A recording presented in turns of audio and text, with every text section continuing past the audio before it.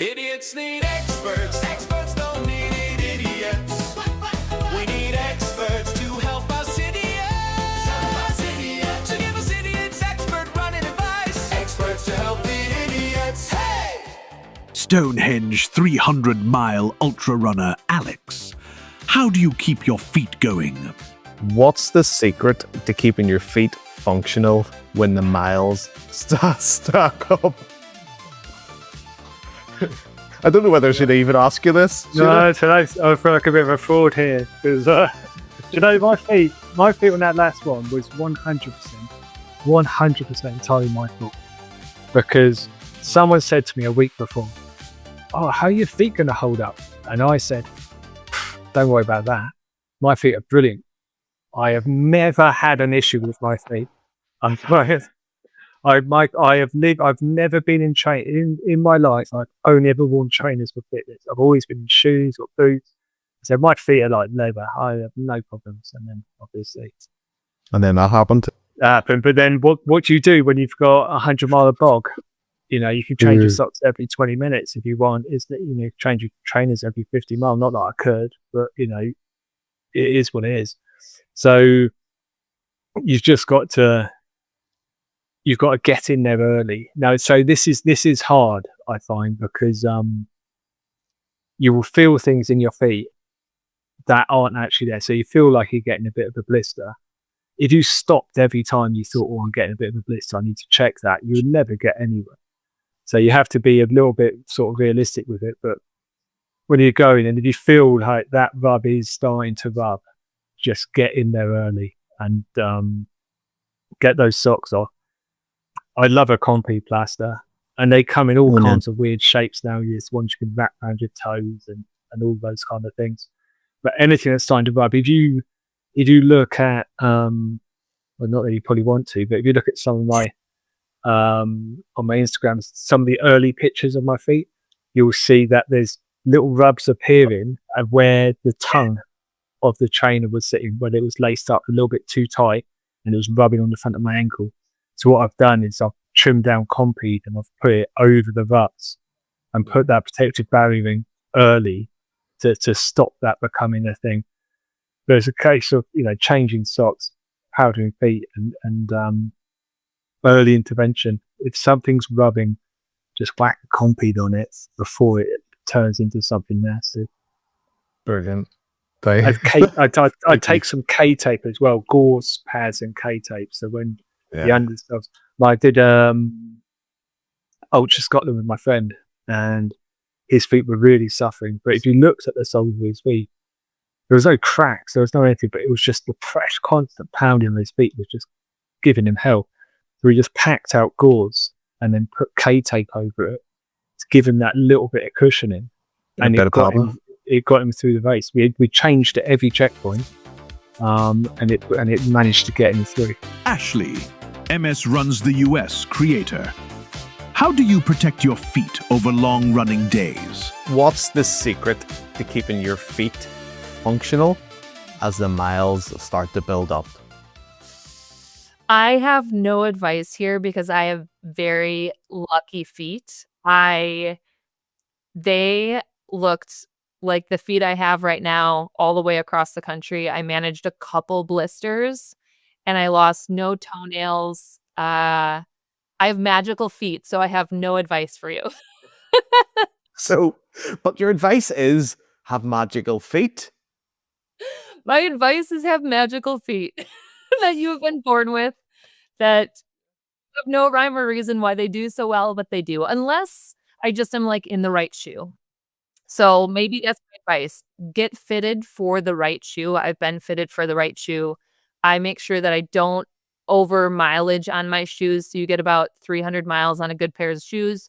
I also highly recommend rotating shoes. So I would rotate shoes every 15 miles because and it takes about 24 to 30 hours for the sole to rebound. So have a good system where you're keeping track of your shoes and which ones you're wearing.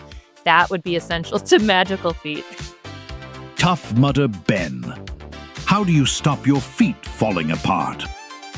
And what's your secret to keeping your feet functional? I could go on for hours about this. So for me, it's wool toe socks. I said the same at the Protein Rebel running festival they did, and I was on stage and everyone made me take my shoes off to prove my point. But wool toe socks, I swear by them. So I'm using Creepers at the minute, which are from New Zealand, and similar vein to the Patagonia, they're a wool and polyester blend. So that they're a bit more durable, and they've actually got like a nice mesh and a bit of elastic around the arch to keep you supported. In fact, I've got some in my drawer just behind me. I could get them out and show go for you. it. Show us them. Show us them. Oh, These wow. toe socks. Yeah, and I mean, they're inside out at the minute, but yeah, they've got like a nice, you can sort of see it here, a nice mesh grid on the top that helps keep the top of your foot cool. Yeah. Individual toes. Creepers. Fantastic, from New Zealand. And yeah, to me, toe socks, especially wool ones, because wool wicks sweat better than any other material, and keeps your feet dry. Keep them warm, dry. It's great. Yeah. I was using Ingenie ones, but they're a bit thin. And the guy who holds the current world record for the Backyard Ultra, Phil Gore, said he didn't get a single blister over his 100 and whatever it was hours of running because he was wearing these Creepers toe socks. And I was like, it's good enough for me. Joe, the Greek ultra runner. How do you keep your feet working run after run? So, keeping your feet functional, how do you keep on top of blisters and just keeping your feet working? I'm taking my toenails. That's a nice trick that I found. Taping my nails, each nail, my toenails, taping it with, and it's great. But now for so many days, I think it's better maybe the socks with the toenails, That's a good thing. And of course, lubricant. What tape do you use for your, is it the kinesiology tape? Or Yes, what? yes, the kinesiology tape, exactly.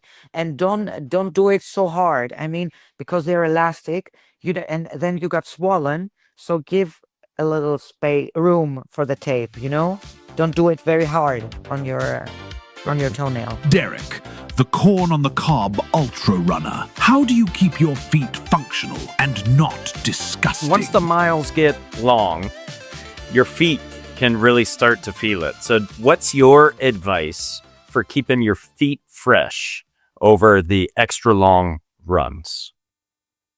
I did the whole run in racing shoes, the super light, bouncy, that I don't normally run in those, only in races or marathons. So when I put them on, they're totally different feeling. You feel all bouncy and light. And I love that. That I would totally recommend rather than regular trainers or whatever, just shoes that just make you feel good like that. Go at a pace that you feel you can just maintain, keep your heart rate steady and relatively low, or low for running, of course, I had one tiny blister that really didn't do anything or cause any problems during that whole run. And I've lost the toenail on my right foot a few times, but other than that, compared to like some runners complaining about blisters and in hurting in their feet, I've been fine. Lucky feet my whole life. You know what? I always bought shoes that were like a half a size too big because I saw one of my friends had deformed toes when I was a kid. I saw his toes, and I don't know if that did anything, but I've always worn shoes that are a little bit big, and I had nice toes. Jerry, the Irish coastal runner. How do you look after your feet when conditions aren't kind? What is your secret to keeping your feet fresh and healthy? I do exercise my toes quite a lot. I had an injury about a year and a half ago. I had a stress fracture on the fifth metatarsal on my foot.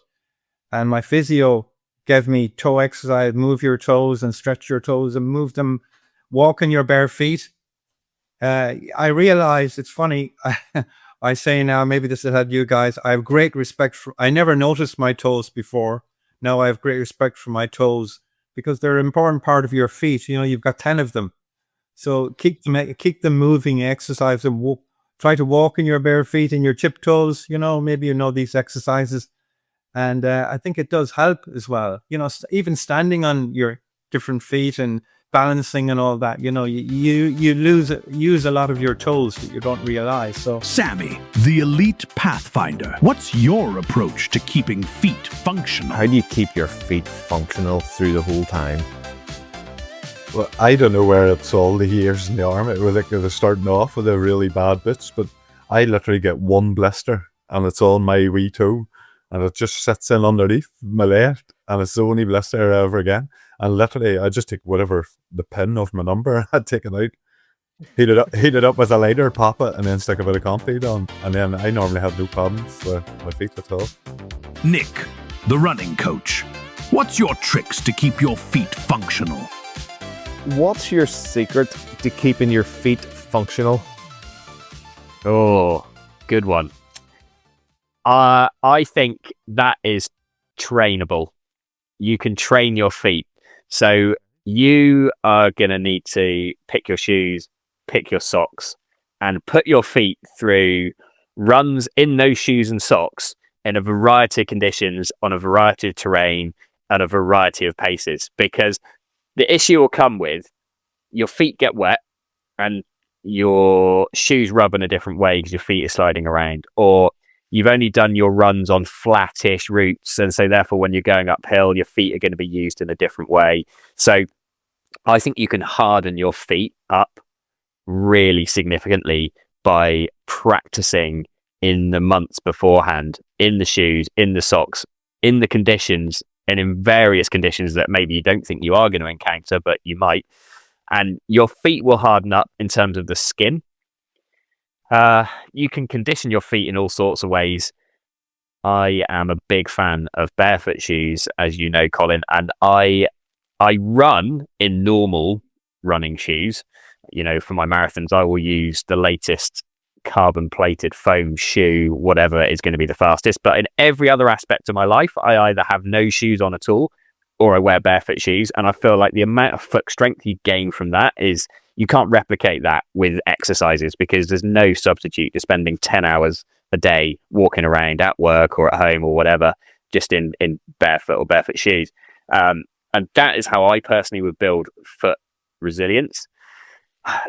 The trouble is that, as we know, you start running a bit different, you get tired, you get injured, muscles are hurting. And so I think you are going to have to accept that there's going to be some foot issues. Have a toolkit with you, syringes, needles. You need to drain blisters. You can glue them down. You can wrap your feet in tape. There's all sorts of things that by the end of it, who knows, you'll probably all just be taped up like mummies. But I think you can.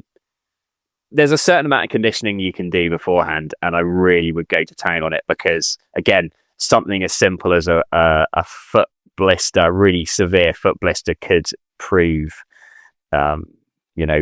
run ending, event ending. And so I think you definitely have to look at that. And wet weather is definitely soggy feet. There's nothing destroys feet quicker than them being wet for a long period of time.